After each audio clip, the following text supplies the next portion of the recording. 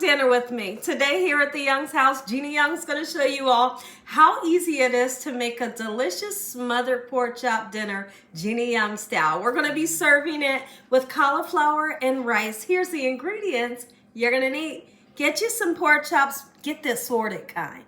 Get the assorted kind. We're going to be using some butter and cauliflower, white rice.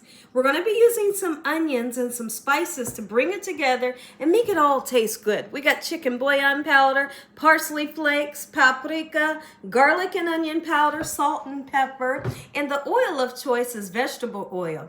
We will be using some all-purpose flour. Make sure your hands are clean. Let's make a pork chop. What we're going to do is we're going to season our pork chops, and we're not going to be afraid to season it. When you're afraid to season your food, it'll be flavorless, right? I'm going in real forward with the seasonings so I can taste it. Only seasoning really you got to be careful with is the salt, and you can leave the salt out. Absolutely you could, or you can just use a little bit. I just went in with the black pepper, and I'm going to put some salt on, and then we're going to go in with that garlic and onion powder, the paprika.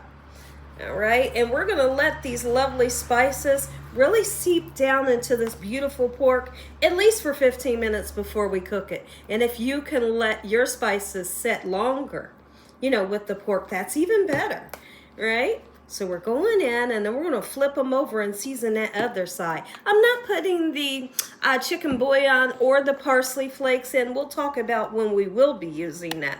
Let's get these flipped over, season the other side, and then let them set for 15 minutes like this. We're doing the same thing. I absolutely love to tell everybody the reason why I like to use the center cut is because I feel like they're more juicier. Or not the center cut. Wow. The assorted. Okay, I kind of had that mixed up. You hate center cut. I do. I get so bummed out when I get center cut. I love the assorted. Like that one right there. It has the marbling going through it. It's going to be nice and tender and juicy. But the center cut, no thank you. I don't want it. It's dry. It don't taste good to me. I think that may be a pet peeve of mine. All right, so now that we got it seasoned, let's let this set. And when I come back, we're going to talk about what we're going to do to our cauliflower today. We let our pork chop set with the spices for a couple minutes. Let's go ahead and address our cauliflower. Although I have washed it off already, you're going to want to wash it off again once you get it broken down. At least I like to, just to make sure that I don't have any sand or mud.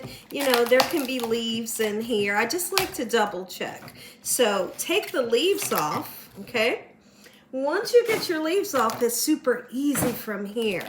All right, let's see. We're almost there. I figured today what I'm going to do is I'm just going to butter it real good. I'm going to season it with salt, pepper, and garlic powder, and we're good to go. And just like a lot of butter, like I said. Here's how I break it down. All right, so I'm going to go this way. It's really interesting. In the inside and right here, you'll see what we like to call the core. Let's cut it out. Okay, you may need to use a little bit of elbow grease or ask someone to help you to get that part out. It is edible, but it's pretty tough, and it takes a long time for it to get nice and tender, so I just cut it out. You want for your pieces to be bite-sized pieces, not too big, you know, and then not too small. If there's a little bit of leaves like that, it's okay. I don't mind. All right, we're going to do that same thing with this other cauliflower head. We're going to run over to the sink and give it a nice rinse off. In the pan here, I got about this much water. You can use broth if you want.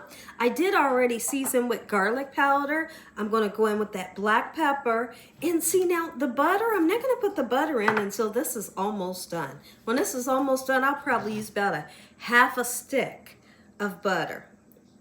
All right, so now I want to go little tiny bit of chicken bouillon powder, just like this. And we're going to let it steam.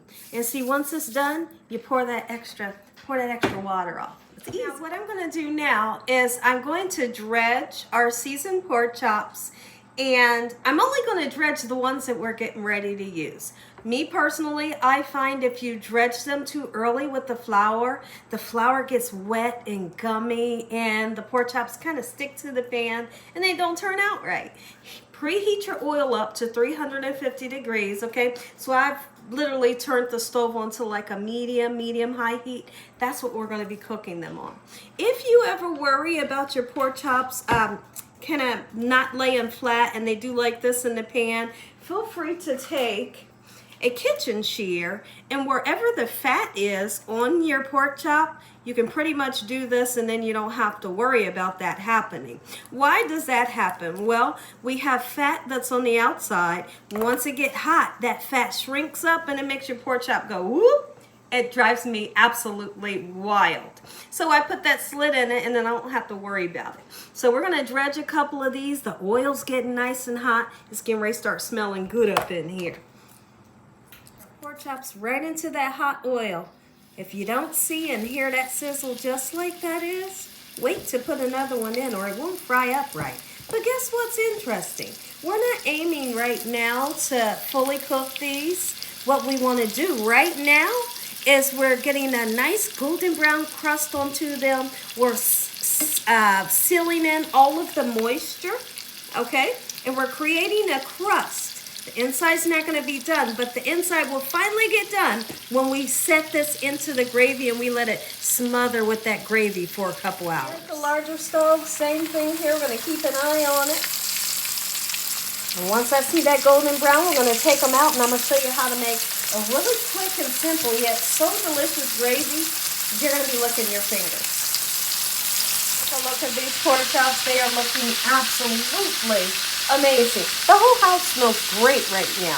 And there is our cauliflower. It's finally beginning to get nice and soft. The one thing you don't want to do is always remember, don't make it too soft, because we don't want it to be mushy. We still want it to have some nice texture, and it's doing just lovely. That chicken bouillon powder that we put in here, chef's kiss every time. I'm going to slice up some sweet Vidalia onion. I love either sauteed onions or just onions in my gravy. It makes for the best tasting gravy. Try it next time. So you can put the onions into your gravy just fresh and not sauteed, or you can saute them ahead of time and then throw them in. No matter how you do it, it's so delicious. So I'm going to use this whole large onion. Can't have smothered pork chops and gravy without the onions, right? So let's slice us some onions so we can get that flavor that we're all yearning for. It smells so good in here right now. Pan here, and I've changed to a much larger pan because I'm making a lot of gravy. I want for my pork chops not to be barely covered in the gravy. I really want them to be smothering and finishing cooking in that gravy, so I make a nice amount. The oil that I have here is the oil that we use to fry the pork chops. And so now guess what we're going to do? We're going to take these onions and start flavoring our gravy, because this is about to be the gravy. Let's get these onions golden brown crispy. Cauliflower has been drained very well.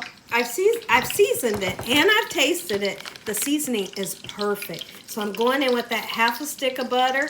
If you want more butter, absolutely you can. You could even put a little bit of milk in here, and milk really rounds it out and gives you a slight sauce into your pan. Oh, that looks gorgeous. Onions are nice and fried here in this oil. And I'm going to take some flour. That may look like a nice amount of flour. It is. Because what you do when you're making your roux, you're going to use equal parts flour to equal parts fat, which is either your butter or your oil in our case today. So I know how much I need. I'm going right in with my flour. And in no time should this ever look like plaster, right? You want it to have like a peanut butter consistency. Eventually work that flour right into the oil just like this, and that is what thickens up your gravy. We're going to add liquid, and then we add the spice. Look at this. The flour and the oil and the onions cook together, and so now I want to turn my gravy a little bit darker. If you don't have, there's a browning seasoning that you could use. If you don't have that, use a little bit of soy sauce. You could use the low sodium one or just regular. It always will turn your sauce a little bit darker for you. Okay, but in the meantime, we're going to season it before we put our liquid in to make it taste good. Okay, I'm going to go in with chicken bouillon powder, garlic and onion powder, and that's really it. Okay, we're going to give it a nice mix up. And then when I come back, we're gonna add that water. The onion and garlic powder in. Even though we're using fresh onions, still use onion powder. All right, now we're gonna put, come on in and take a look at the color. That's what I'm talking about. That's beautiful. And you guys can imagine how great it smells in here right now. I'm gonna begin to add my liquid, and as I'm adding liquid, I'm constantly gonna be stirring. No worries, because you're gonna know what that perfect gravy consistency looks like. If at any time you feel like it's too thick, put some more water in. If it's too thin, let it cook for a while, it'll thicken up. Okay, look at that. Gravy couldn't look more beautiful. Nestle it right down in there. And it's really up to you. How long do you want for your pork chops to get nice and tender and simmer and smother in that gravy? Is up to you. I'm definitely going to cook it until my pork chops are done. Remember, when we pre-cooked them, we wasn't cooking them to fully cook them. So they still need to continue to cook. And I would say about 40 minutes in this gravy is going to do the trick for me. They're going to be nice and tender. Your whole family is going to love this recipe. But look at that right there. That is what you call a smothered pork chop. Oh my and goodness, make you some. Listen to me, y'all. If you enjoyed this video, give me a thumbs up. If you ain't subscribed, what you waiting on? Tell your family and friends. Tell the world what Gina's doing in this kitchen every single day. And Father, once again, we thank you for this meal and your hedge of protection. Look at that plate. And dinner is served. I know you want to taste it. We're going to taste it right now. I'm going right in for that pork chop, y'all, because I can't wait. Oh, you know what? Really, I didn't even need the butter knife. It cut like butter. Oh, my goodness.